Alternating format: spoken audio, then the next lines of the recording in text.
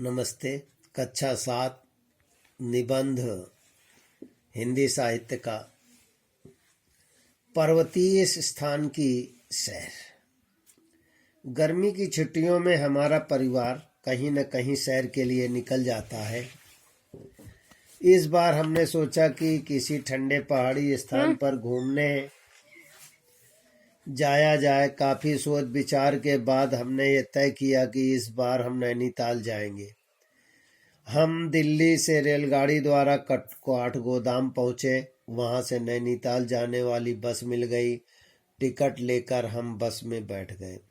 काठगोदाम से ही पहाड़ की चढ़ाई आरंभ हो गई। सामने ऊंची ऊंची पहाड़ियाँ दिखाई दे रही थी। चक्करदार सड़क पर बस कभी इधर कभी उधर झुकती हुई धीरे धीरे चल रही थी। सामने चढ़ाई ही चढ़ाई थी। अगल बगल में पहाड़ों का अटूट सिलसिला था। गहरी खाइयाँ कभी बाईं ओर दिखाई देती तो कभी दाईं ओर। खिड़की से नीचे देखते ही मैं सहम जाती। मेरी बहन को तो बीच बीच में चक्कर आता और वह आंखें बंद कर लेती। इन खाइयों में ऊंचे ऊंचे देवदार, चीड़ आदि के वृक्ष थे। जब हम नैनीताल पहुंचे तो हमें मैदान और पहाड़ का फर्क साफ महसूस हुआ। वहां गर्मी का नामो निशान तक नहीं था। ठंडी हवाएं, आसमान में छाए बादल तथा नैनीताल का सुंदर नज़ारा देख हम सब बहुत प्रसन्न थे। हम सीधे एक होटल में गए, चाय नाश्ता किया। इसके बाद हम घूमने निकले। सबसे पहले हम नैनी झील देखने गए। वहाँ छोटी छोटी रंगीन नावें तैर रही थी। लोग नावों में बैठकर झील की सैर का आनंद ले रहे थे। नैनीताल की यह झील चारों ओर से हरी भरी पहाड़ियों से घिरी थी। इससे कुछ दूर हम तल्लीताल, मल्लीताल, भीमताल भी देखने गए। तालों के किनारे कमल के फूल लगे हैं। गुलाबी कमल अत्यंत मोहक प्रतीत होते हैं। भीमताल का जल साफ था। आकाश की छाया में जल नीला दिखाई पड़ता था। अगले दिन सूरज निकलने से पहले ही हम स्नो व्यू देखने गए। यह जगह काफ़ी ऊंचाई पर है। यहाँ एक दूरबीन रखी है जिससे दूर की चोटियों की बर्फ साफ दिखाई पड़ती है। वहाँ से हम चाइना पीक नामक छोटी चोटी को देखने गए। चाइना पीक नैनीताल की सबसे ऊंची चोटी है।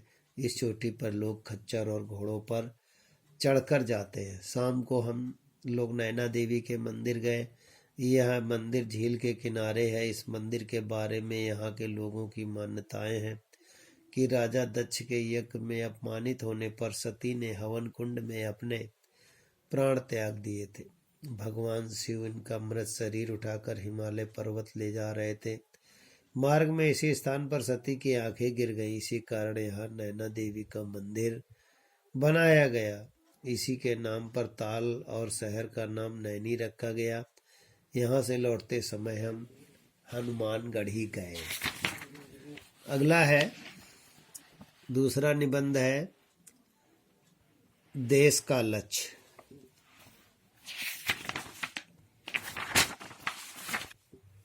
लाल बहादुर शास्त्री हमारे देश के महानतम नेताओं में गिने जाते हैं। वे हमारे देश के दूसरे प्रधानमंत्री बने।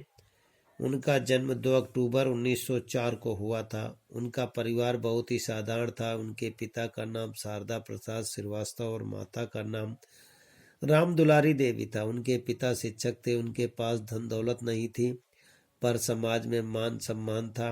बालक लाल बहादुर अभी 1.5 वर्ष के भी नहीं हुए थे। उनके सिर से पिता का साया उठ गया। उनका तथा 2 बड़ी बहनों के पालन पोषण का भार माता राम दुलारी पर आ पड़ा। ऐसे कठिन समय में उनकी माता ने बड़ी हिम्मत से काम लिया और अपने बच्चों को मुंह देखकर कष्ट सहन करती नहीं। लाल बहादुर जी अपने प्रारंभिक शिक्षा अपने नाना के घर रहकर प्राप्त की। उनकी माध्यमिक कक्षा की पढ़ाई काशी में मौसा जी के पास रहकर हुई। वे वहाँ के हरिश्चंद्र हाई स्कूल में पढ़ते थे। तभी उन्हें महात्मा गांधी का भाषण सुनने का अवसर मिला। गांधी जी की बातों का उन पर गहरा प्रभाव पड़ा। गांधी जी का सादा जीवन और प्रेम, देश प्रेम को देखकर वे मुग्ध हो गए। उनके मन में देश सेवा की लगन प्राप्त हो गई। जब गांधी जी ने अंग्रेजों के विरुद्ध असहयोग आंदोलन शुरू किया तो स्कूल और कॉलेजों के छात्र पढ़ाई लिखाई छोड़कर उनके पीछे चल पड़े। बहुत से लोगों ने उनकी सरकारी नौकरियां छोड़ दी। लाल बहादुर शास्त्री भी पढ़ाई लिखाई छोड़कर स्वतंत्रता आंदोलन में कूद पड़े। जवाहरलाल नेहरू के बाद शास्त्री जी प्रधानमंत्री बने। उस समय हमारे देश के अनाज के संकट में गुजर रहा था। शास्त्री जी ने बड़ी सूझबूझ से इस संकट का सामना किया और देश के स्वाभिमान की रक्षा की। 1965 में पाकिस्तान ने हमारे देश पर आक्रमण कर दिया। भारत ने इस आक्रमण का करारा जवाब दिया। बाद में रूस की कोशिशों से भारत पाकिस्तान के बीच ताशखंद में समझौता हुआ। संधि पर हस्ताक्षर करने के बाद उस रात हृदयगत रुक जाने के कारण उनका निधन हो गया। विद्यार्थी ये निबंध याद करेंगे और लिखेंगे भी। उनका नारा था, जय जवान जय किसान।